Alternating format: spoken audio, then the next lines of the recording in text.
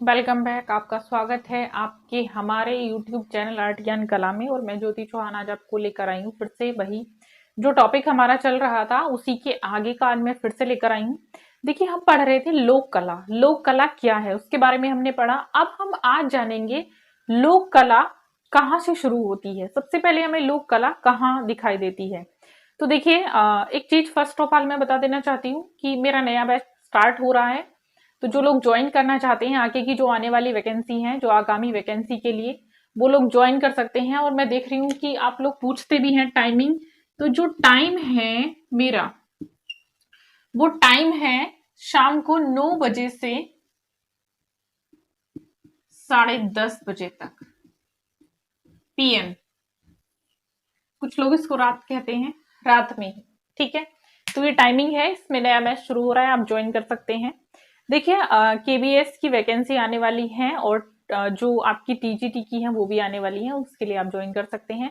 और मैं देख रही हूँ बुक्स के लिए भी आप लोगों ने पूछा है, आप बुक्स के लिए कमेंट कर रहे हैं। तो देखिए, बुक्स जो है मैंने आपको बताई हुई है एक वीडियो में, आप लोग वीडियो देखेंगे उसमें आपको पता चल जाएगा। मैंने बुक्स पूरा बताया हुआ है उसी में। और अगर आप हमारे टेलीग्राम ग्रुप से जुड़ेंगे उसमें भी बुक्स बताई हुई हैं सर ने, व्हाट्सएप ग्रुप में भी बुक्स बताई हुई हैं। तो आप मैसेज करिएगा और टेलीग्राम ग्रुप से जुड़े, आपको खुद ही उसमें मिल जाएगी, उसमें दिया रहता है ऊपर डिस्क्रिप्शन में, आपको मिल जाएगा, ठीक है।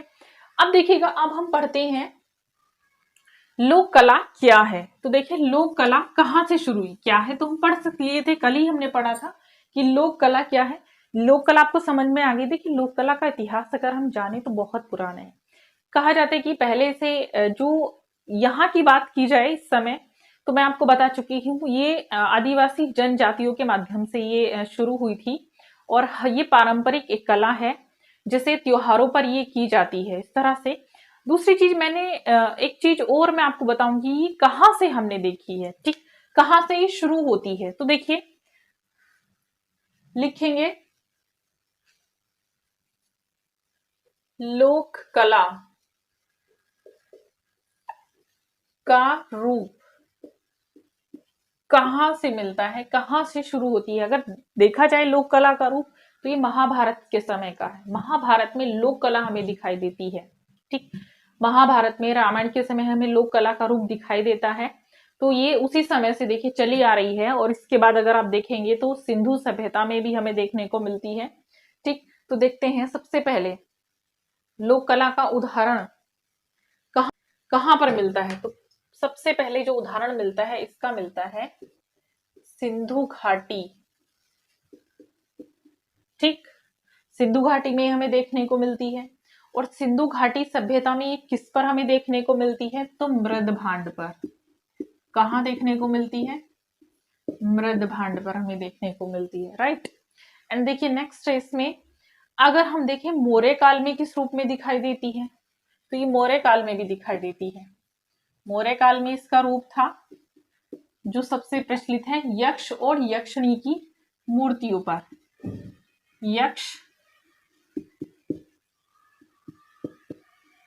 यक्ष और यक्षिणी की प्रतिमाओं पर हमें देखने को मिलता है। अब देखिए, अजंता में लोक कला का उदाहरण हमें प्राप्त होता है और ये प्रश्न आया हुआ भी है। अजंता में, तो अजंता में हमें ये देखने को मिलता है अलंकारिक तरीके से, अलंकार के रूप में, अलंकार के रूप में, ठीक। अजंता में ये हमें देखने को मिलता है। दूसरा, अगर आप देखेंगे अपभ्रंश चित्रों में हमें मिलता है, जैसे कि मैंने बताया है कि ये आपकी शुरू होती है जहां से, उसके बाद ये समझिएगा ये आगे तक आपको देखने को मिलती है, ठीक। ये इसका कहीं पर एंड नहीं है। अपभ्रंश चित्रों में मिलती है कपड़ों के छापे और बुनाई के माध्यम से, कपड़े के छापे व बुनाई जो की जाती है अपभ्रंश शैली में, उसमें हमें देखने को मिलती है। और स्पेशली ये गुजरात में की जाती है, गुजरात पटोला के रूप में। अब देखिए, राजपूत कला में भी, राजपूत कला आपने पढ़ी है, उसमें तो विशेष योगदान है लोक कला का, ठीक है। तो राजपूत कला में विशेष योगदान है लोक कला का। और ये तो देखिए सिंधु घाटी कई बार पूछा गया है मृद भांडों पर, ये क्वेश्चन आया हुआ है, ये भी आया है, ये भी पूछा जाता है। तो इन चीजों को याद रखेंगे। लोक कला का जो रूप है हमें वो कहाँ से मिलता है या वो कहाँ से देखने को मिलता है। तो सिंधु सभ्यता में मृदभांड पर हमें लोक कला मिलती है। मौर्य काल में यक्ष यक्षिणी की प्रतिमाओं पर हमें लोक कला देखने को मिलती है। अजंता में अलंकारिक तरीके से हमें लोक कला देखने को मिलती है। और अपभ्रंश शैली में कपड़े पर देखने को मिलती है, जो छापे किए जाते हैं उसमें हमें देखने को मिलती है।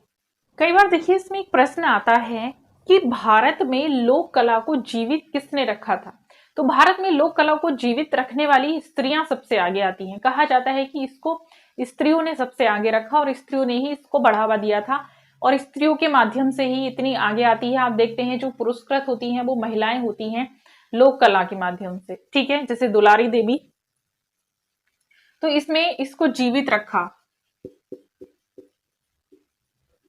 लोक कला को जीवित रखा। प्रश्न आ जाए किसने? स्त्रियों ने, ठीक। इनको पुरस्कृत भी किया गया है, जमुना देवी, सीता देवी, दुलारी देवी, इनको पुरस्कृत किया गया है। इस तरह से स्त्रियां हैं, जब आप आगे पढ़ेंगे इनका नाम आएगा, ठीक है। तो देखिए लोक कला को जीवित रखा स्त्रियों ने, ये प्रश्न कई बार आ चुका है। अब मैं थोड़ा सा आपको एक चीज बता देती हूँ आज, फिर हम आपको थोड़ा सा कल पढ़ाएंगे डिटेल में। इनके आप सबसे पहले नाम लिखेंगे। क्या नाम लिखना है आपको कि किस राज्य में किस लोक कला को क्या कहकर बुलाया जाता है। सबसे बड़ा प्रश्न यही से आ जाता है, ठीक। तो ये साथ साथ तो मैं पढ़ाऊंगी, लेकिन आपको यहाँ पे भी एक चीज मैं बता देती हूँ। जैसे यहाँ आप लिखेंगे, ये लोक कला में लिख रही हूँ, लोक कला, और ये उनके नाम है, ठीक है। तो सबसे पहले आता है मधुबनी। मधुबनी कहाँ की लोक कला है? बिहार की, ठीक। और रंगोली महाराष्ट्र की, ये पूछता है सीधा सा सवाल, रंगोली महाराष्ट्र की, रंगोली महाराष्ट्र की है। और वर्ली भी महाराष्ट्र की है, वर्ली महाराष्ट्र, उत्तराखंड में काफी आता है, वर्ली को पूछा जाता है। यूपी में ज्यादातर रंगोली मधुबनी पूछ लेता है। देखिए कोहबर उत्तर प्रदेश की है। कोहबर कहाँ की लोक कला है? उत्तर प्रदेश की है, कोहबर उत्तर प्रदेश की है। और फड़ राजस्थान, ये तो मैं पढ़ा ही चुकी हूँ आपको शैलियों में, फड़ राजस्थान से संबंधित है, ठीक। नेक्स्ट देखेंगे मांडना, राजस्थान की है, मांडना ये भी राजस्थान की है, ठीक। अब देखेंगे इसमें आगे अहपन, ये बिहार की है, अहपन ये बिहार की है। और कलमकारी ये आंध्र प्रदेश की है,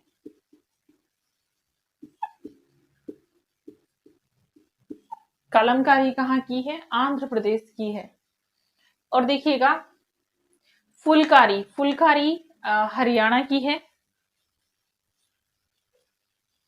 फुलकारी